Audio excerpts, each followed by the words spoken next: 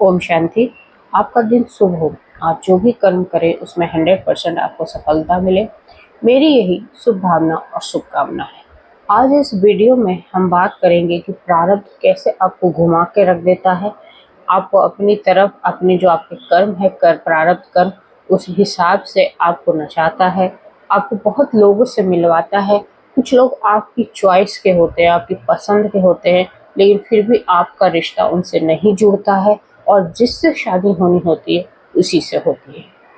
बहुत ऐसे किस्से हैं, बहुत ऐसी कहानियां हैं जो आपको ये बताती है कि प्रारब्ध आपको घुमा के रख देगा, लेकिन जिससे आपके नसीब में होनी है, जिससे के साथ आपका कर्म का हिसाब किताब बहुत गहरा है, जिसके साथ आप आत्मिक रिलेशनशिप फील करते हो, उसी से आपकी शादी होगी। इसको हम बहुत ही एक प्यारी सी छोटी सी स्टोरी से समझते हैं।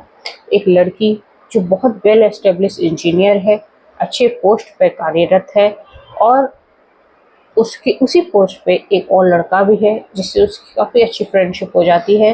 दोनों एक दूसरे के साथ कस्में वादे खाते हैं और एक साथ रहने की सपने संजोते हैं, और काफ़ी अच्छा रिलेशनशिप उनका चल रहा है। 2 साल कैसे बीत जाते हैं उस रिलेशनशिप में रह के उन दोनों को पता नहीं चलता है। अंडरस्टैंडिंग, कंपेटेबिलिटी, म्यूचुअल अंडरस्टैंडिंग काफ़ी अच्छी है, लेकिन इसी 2 वर्ष के बाद लड़कियों को बाहर देश को छोड़कर अमेरिका जाने की अपॉर्चुनिटी मिलती है। आपने अक्सर देखा होगा कि जो अच्छे पोस्ट पे कार्यरत होते हैं, इंजीनियर में, एमएनसी कंपनी में काम करते हैं, उनको बाहर जाने की, अपने देश को छोड़ के जाने की बहुत अपॉर्चुनिटी मिलती है, और काफ़ी अच्छा पैकेज भी होता है इनका, मतलब जो इनकम होता है वो काफ़ी अच्छा होता है। लड़का भी अपॉर्चुनिटी, हर इंसान जब अपॉर्चुनिटी मिलता है तो वो लेता ही है। लड़का भी लेता है। लड़की को ऐसा लगता है कि उसका जो रिलेशनशिप है वो लॉन्ग डिस्टेंस का हो जाएगा, तो हम रिलेशनशिप में बन जाते हैं। तो वो उसको शादी के लिए प्रपोज करती है, पर लड़का मना कर देता है। उसको लगता है कि उसके जो अभी ये जीवन की जो पड़ाव है उसमें उसको जो सक्सेस मिल रहा है, इसमें मतलब शादी में बंध के उसकी सक्सेस रुक जाएगी, इसलिए वजह से वो मना करता है और कहता है कि देखो, मैं दूर जा रहा हूँ लेकिन तुम्हारे दिल से दूर नहीं जाऊँगा, तुम चिंता ना करो, और मैं लौट कर आकर तुमसे शादी करूँगा। अमेरिका चला जाता है। अब इनका जो रिलेशनशिप है वो लॉन्ग डिस्टेंस का हो जाता है, मतलब उसमें डिस्टेंस हो जाती है, बातचीत होती है, लेकिन देखो, जो पास में रहते हैं वो खास होते हैं और जो दूर होते हैं वो थोड़ा सा दूर ही होते चले जाते हैं अगर आपकी कम्युनिकेशन गैप हो जाता है। लड़का भी अपनी उस लाइफ में बिजी हो जाता है, और जो अमेरिका और इंडिया की जो मतलब समय की जो सीमा होती है, वो यहाँ दिन वहाँ रात, वहाँ रात यहाँ दिन, तो उसकी वजह से जो बातचीत होती है वो बहुत लिमिटेड होती है। शाम के समय होती है, लेकिन इस शाम के समय ऑफिस होता है, जिसकी वजह से बहुत लिमिटेड बातचीत हो जाती है और दूरियां आ जाती है। अब ये दूरियों का क्या असर होता है कि लड़की तो उसकी यादों में से, उसकी ही बातों में है, वो कहीं और रिलेशनशिप नहीं सोचती है, पर लड़के का मन वहाँ उसके साथ काम करने वाले एक कलीग के साथ लग जाता है। उसका दिल उसके पर आ जाता है, और वो इंडियन ही होती है और उसी कंपनी में प्रमोटेड होकर ही आई हुई होती है अपने इंडिया से ही। तो उनका साथ हो जाता है, उनकी नज़दीकियाँ बढ़ने लगती है और उनमें प्यार हो जाता है। वो उस पुराने रिलेशनशिप को जो डिस्टेंस वाली हो गई थी वो भूल जाता है। चाहे आप इसको आज की डेट में चीट समझ लो, या आप इसको प्रारब्ध समझ लो, धोखा भी समझ सकते हैं। ठीक है, वो धोखा देता है इसको, लड़की बेखबर है, उसको लगता है कि वो लड़का आएगा। जब छुट्टियों में वो भारत आता है, लड़की उससे मिलती है, तो उसको उसके स्वभाव में कुछ चेंजेस नज़र आते हैं। ऑब्वियस सी बात है, जब आप किसी के साथ रिलेशनशिप में होते हो और किसी से डिस्टेंस बढ़ जाता है, तो वो स्वभाव में दिखने लगता है। उसको वो स्वभाव में लगने लगता है कि अब वो उसको पसंद नहीं कर रहा है। वो लड़की साफ साफ उससे पूछ लेती है, क्योंकि एजुकेटेड होती है, वो घुमा फिरा के बात नहीं करना चाहती है। वो साफ साफ बोलती है कि अगर हमारा रिलेशनशिप ब्रेकअप की कगार पे है तो आप बता दो। वो साफ बोल देता है कि मैं किसी और के साथ डेट कर रहा हूँ और मैं तुम्हारे साथ अभी रिश्ता नहीं आगे बढ़ा सकता।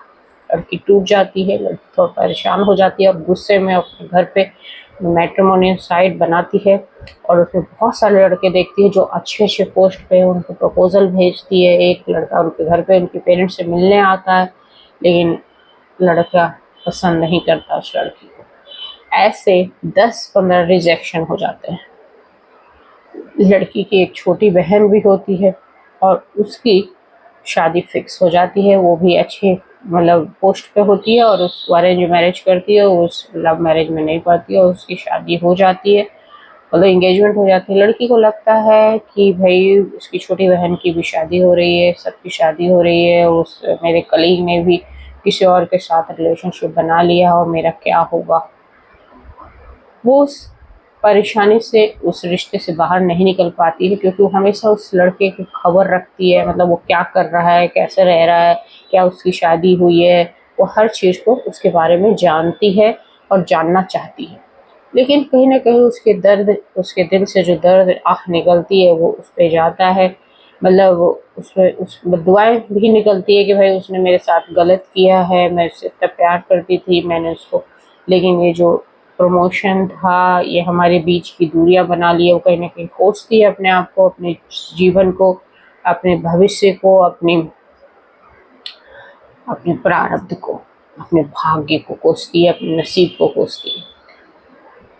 और ऐसे बहुत सारे रिजेक्शंस के बाद वो एक दिन एक अपने ही कंपनी के काम से बाहर जाती है और उसी समय उसका एक स्कूल का फ्रेंड मिलता है, कॉलेज का ही समझ लो, उसका कॉलेज का फ्रेंड मिलता है जो अभी तक शादी नहीं हुई है। बातचीत में पता चलता है कि वो भी लड़की देख रहा है, वो दोनों सेम कास्ट के भी होते हैं। तो वो लड़के मजाक मजाक में पूछ लेता है कि तुमने अभी तक शादी नहीं की।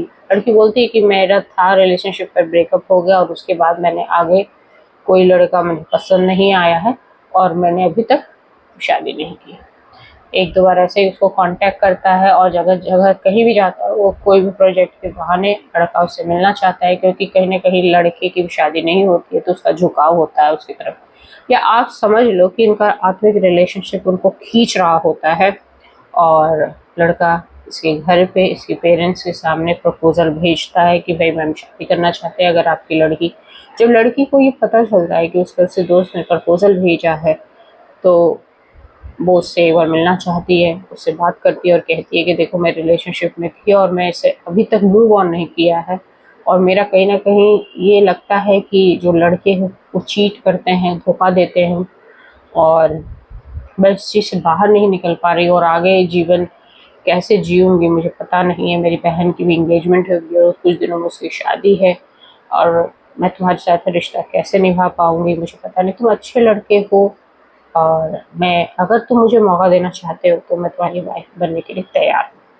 लड़का कहता है कि देखो जो तुम्हारा पास्ट था तुमने साफ साफ बता दिया है, लेकिन तुम मुझे पसंद हो और मैं तुम्हें पसंद करता हूँ और मुझे पता है कि तुम रिलेशनशिप में 100% दोगी, तो मैं तुमसे शादी करने के लिए तैयार हूँ। दोनों की इंगेजमेंट हो जाती है, फिर शादी हो जाती है।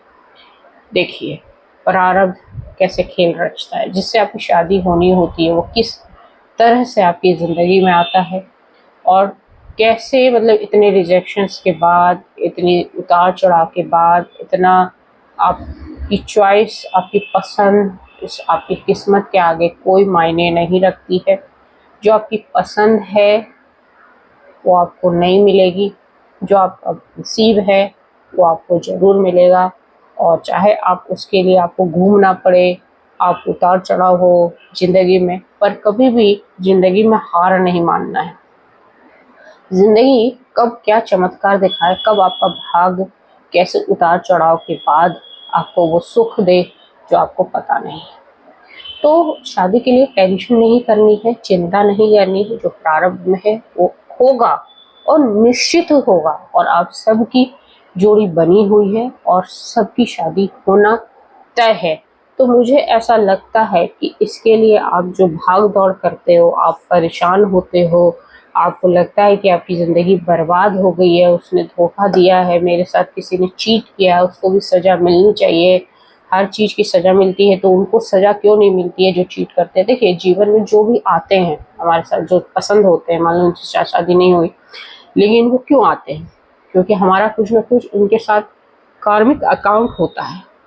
चाहे जैसे एक अकाउंट ओपनिंग होती है ना, किसी की क्रेडिट होता है 100 की, किसी की 200 की, 500 की, तो वैसे ही कर्मों की क्रेडिट भी होती है। तो वो हमें 500 जो आया, जैसे जीवन में आया, पसंद हुआ, उसने हमें दुख दिया, धोखा दिया या किसी भी तरीके का चीट किया, तो हमने उसका कहीं न कहीं हमने उसके पिछले कर्मों में उसका बिगाड़ा था ये चीज़। इसलिए वो हमारे जीवन में आया और हमने हमें इस तरीके से अपमानित किया या हमें दुःख दिया, ये होना तय था और उसका आना भी तय था।